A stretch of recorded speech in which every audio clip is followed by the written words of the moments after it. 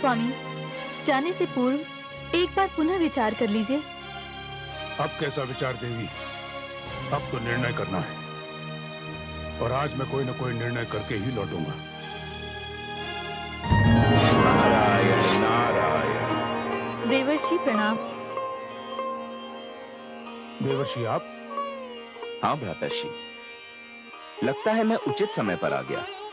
आप किसी निर्णय लेने की बात कर रहे थे? हाँ भ्रातर्षि नारद, मैंने निर्णय ले लिया है। आज संध्या होने से पहले मैं पुत्री गौरी के लिए एक उचित वर चुनकर ही लौटूंगा। नारायण नारायण। अब इसकी कोई आवश्यकता नहीं होगी भ्राताश्री दक्ष। आपकी ओर से यह शुभ कार्य मैंने कर दिया है। क्या? हाँ भ्राताश्री, अब तो उनके साथ केवल शुभ शकुन की परंपरा का निर्वाह करना शेष है। यदि आप उचित समझें तो मैं इसी समय आपके साथ चलता हूं। आप अपने पवित्र हाथों से अपने भावी जामाता के माथे पर तिलक करें और अपनी कन्या गौरी का वाग्दान कर दें। भ्राताश्री नारद, यदि आपने पुत्री गौरी के लिए कोई वर चुन लिया है तो बताइए, वो मेरी प्रतिष्ठा के अनुकूल है या नहीं? नारायण नारायण। भ्राताश्री दक्ष, उस वर के कारण आपकी प्रतिष्ठा में 100% वृद्धि होगी। तीनों लोक में आपकी जय जयकार होगी। लोग आपके भाग्य से ईर्ष्या करेंगे, आपके निर्णय को सराहेंगे जब आपके जामाता भगवान शिव कहलाएंगे। जिस प्रस्ताव को मैं अस्वीकार कर चुका हूं, उसी प्रस्ताव को लेकर आप मेरे पास में क्यों आए? यात्रा के समय ये अशुभ नाम लेकर मेरा शकुन बिगाड़िए मत, मेरा समय नष्ट मत कीजिए। देवी, मैं जा रहा हूं। रुकिए भ्राताश्री, मैं आपसे कह चुका हूं कि मैं आपकी ओर से भगवान शिव को जामाता बनाने का वचन दे चुका हूं। ये अधिकार किसने दिया आपको? भ्राताश्री, क्रोध में भी ज्ञानियों को शिष्टाचार नहीं भूलना चाहिए। जहां तक भगवान शिव को जामाता बनाने के निर्णय का प्रश्न है, यह अधिकार तो मेरा जन्म सिद्ध है। यह अधिकार मुझे उन्होंने ही दिया है जिन्होंने मेरी और आपकी रचना की है। वे हैं पिता श्री ब्रह्मा। हम दोनों एक ही पिता की संतान हैं भ्राताश्री दक्ष, और इस नाते पुत्री गौरी पर मेरा भी समान रूप से अधिकार है। नहीं नारद जी, नहीं। गौरी मेरी पुत्री है और उस पर केवल मेरा अधिकार है। और अब मैं यह जान गया कि उसके भविष्य के साथ कोई भयानक षड्यंत्र चल रहा है। लोग मेरी लाडली पुत्री को एक भिखारी के हाथों में सौंपकर उसे जीवन भर का दुख देना चाहते हैं। दुर्भाग्य तो यह है कि लोगों के इस षड्यंत्र में मेरी पुत्री भी सम्मिलित है। वो बालिका है, अबोध है, भोली है, किंतु मैं उसका पिता हूं, उसका भला बुरा जानता हूं। मैं उसे जानबूझकर ये विष नहीं पीने दूंगा। मैं ये कदापि नहीं होने दूंगा। ये आप क्या कह रहे हैं भ्राता दक्ष? आप शिव और शक्ति को मिलने से रोकना चाहते हैं। इसका अर्थ तो यही हुआ कि आप चंद्रमा से शीतलता को दूर रखना चाहते हैं, सागर से लहरों को अलग करना चाहते हैं, पुष्प से उसकी सुगंध छीनना चाहते हैं। ये संभव नहीं है भ्राताश्री दक्ष, ये संभव नहीं है। मैं आपको संसार के सामने हास्य का पात्र नहीं बनने दूंगा। भ्राताश्री, मैंने गौरी की आंखों में जो संकल्प देखा है, उससे वार्ता करके मैं जिस निर्णय पर पहुंचा हूं, उससे मुझे स्पष्ट दिखाई दे रहा है कि यदि आपने गौरी के निर्णय के विरुद्ध ये पग उठाया तो इसके परिणाम का दायित्व आप पर होगा, केवल आप पर। मैं दक्ष हूं, ब्रह्मा का पुत्र, प्रजापति दक्ष। मेरी इच्छा और मेरी शक्ति के सामने किसी की इच्छा और किसी की शक्ति नहीं चल सकती। भ्राताश्री दक्ष, अपनी दुर्बल इच्छा को शक्ति का नाम न दीजिए। न जाने क्यों आपने अपनी आंखें मूंद रखी हैं।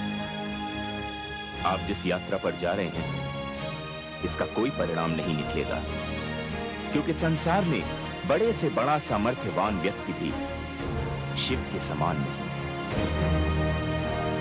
आप जो जी चाहे कर लीजिए भ्राताश्री दक्ष, आप इस अभियान में सफल नहीं होंगे, क्योंकि शिव गौरी के हैं और गौरी शिव की। भला संसार में ऐसा कौन अभागा होगा जो दक्ष के जामाता होने के प्रस्ताव को ठुकरा देगा? अभागा तो सचमुच वही होगा जो इस प्रस्ताव को स्वीकृति देगा, क्योंकि मैं जानता हूं देवलोक, यक्षलोक, गंधर्व लोक, मानव लोक, दानव लोक, आप जहां भी जाएंगे लोग गौरी का नाम सुनते ही श्रद्धा से हाथ जोड़कर आपके सामने खड़े हो जाएंगे। श्रद्धा से लोगों के सिर झुक जाएंगे। तभी आपको गौरी की वास्तविकता का ज्ञान होगा। ऐसा कुछ नहीं होगा नारद जी, ऐसा कुछ नहीं होगा। मैं जाते जाते आपसे केवल ये कहना चाहता हूं कि मेरे निवास स्थान पर आज के पश्चात आप कभी मत आइएगा। स्वामी, ये आप क्या कह रहे हैं? आप चुप रहिए। तो आप भी सुन लीजिए भ्राताश्री दक्ष। जब तक पुत्री गौरी सम्मान पूर्वक इस भवन से अपने वर भगवान शिव के साथ कैलाश विदा नहीं हो जाती, तब तक मैं यहां आता रहूंगा।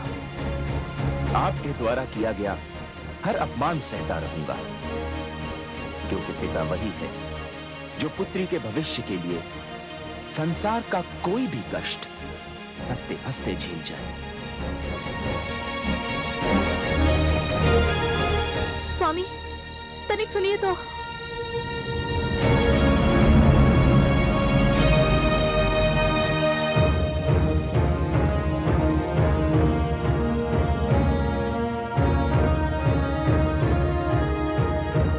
चलो सारथी। नारायण नारायण। उसे तो वह अपनी दिशा की ओर ले ही जाएगा, किंतु अहंकार एक ऐसा अश्व है जो किसी भी रास्ते से नियंत्रित नहीं होता, और उस अश्व पर बैठा हुआ व्यक्ति कभी भी अपने निश्चित लक्ष्य तक नहीं पहुंच सकता। भ्राताश्री दक्ष, मुझे आपसे सहानुभूति है। अच्छा भाभीश्री, मैं चलता हूं, मुझे आज्ञा दीजिए। आप चिंता ना करें, शक्ति अपना कार्य स्वयं कर लेगी। देवर्षि नारद, पता नहीं विधाता ने गौरी के भाग्य में क्या लिखा है। भाभीश्री, गौरी शक्ति स्वरूपा है। उसके संकल्प में इतनी शक्ति है कि यदि ब्रह्मा जी ने उसके भाग्य में शिव से मिलना नहीं भी लिखा, तो भी वह अपने भाग्य का लेख स्वयं बदल सकती है। नारायण नारायण।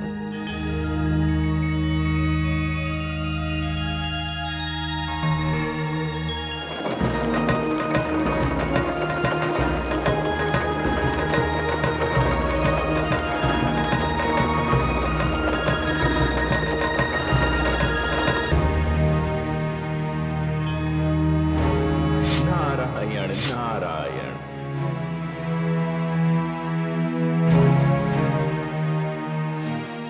प्रणाम पिताश्री। आओ पुत्र, क्या बात है? बड़ी लंबी अवधि के पश्चात आए हो।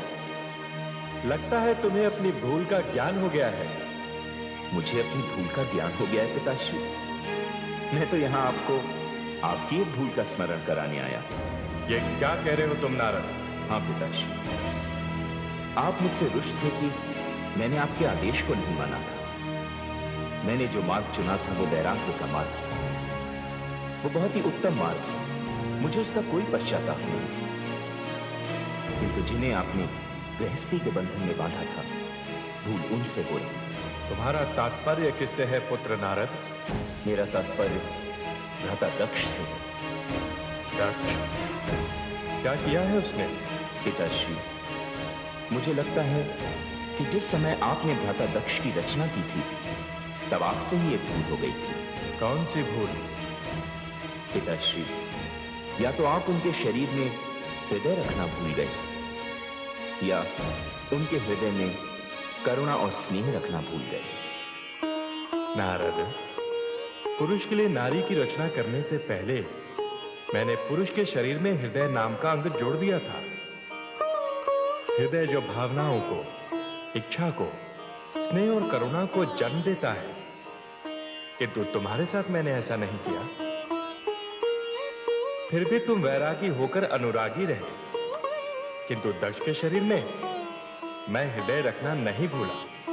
हाँ पिताश्री, किंतु उस हृदय में स्नेह और करुणा के स्थान पर घृणा और अहंकार भरा हुआ है, जिसका परिणाम यह है कि वह पुत्री गौरी के साथ ऐसा अन्याय कर रहे हैं जिसे सोचकर भी मेरा मन कांप जाता है।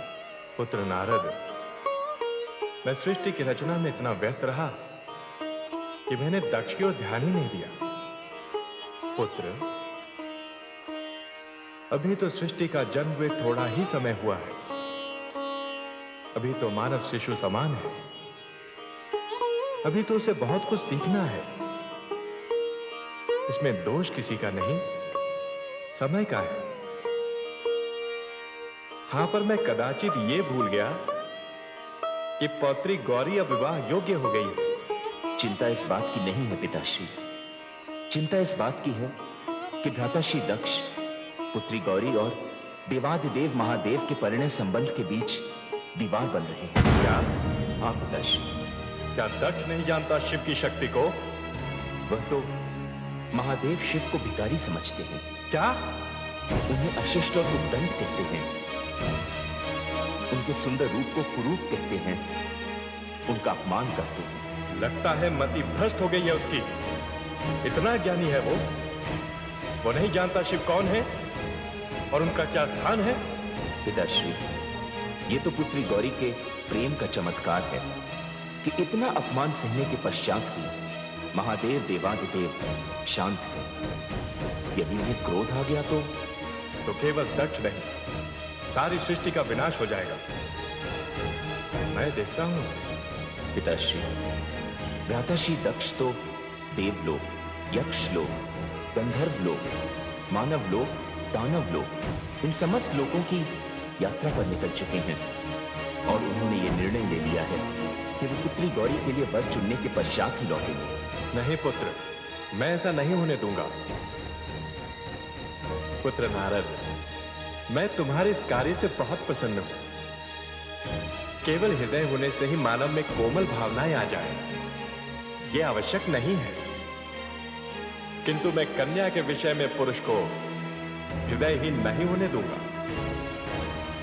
पुत्र नारद, तुम मेरी ओर से जाकर भगवान शिव से प्रार्थना करो कि वो विवाह की तैयारियां करें।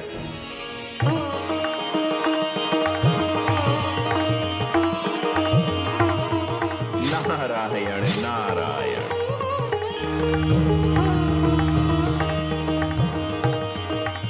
आइए आइए प्रजापति दक्ष, आइए। देवलोक में आपका स्वागत है। कहिए, हम क्या सेवा करें आपकी? आप देवता हैं, आप श्रेष्ठ भी हैं। मैं आपके समक्ष अपनी पुत्री के विवाह का प्रस्ताव लेकर आया हूं। देवी गौरी के विवाह का प्रस्ताव? हाँ, किंतु आपसे पहले यहाँ आदि प्रजापति ब्रह्मा आ चुके हैं और उन्होंने हमसे ये कहा है कि गौरी तो शिव की शक्ति है। नहीं प्रजापति दक्ष, हम ये प्रस्ताव स्वीकार नहीं कर सकते।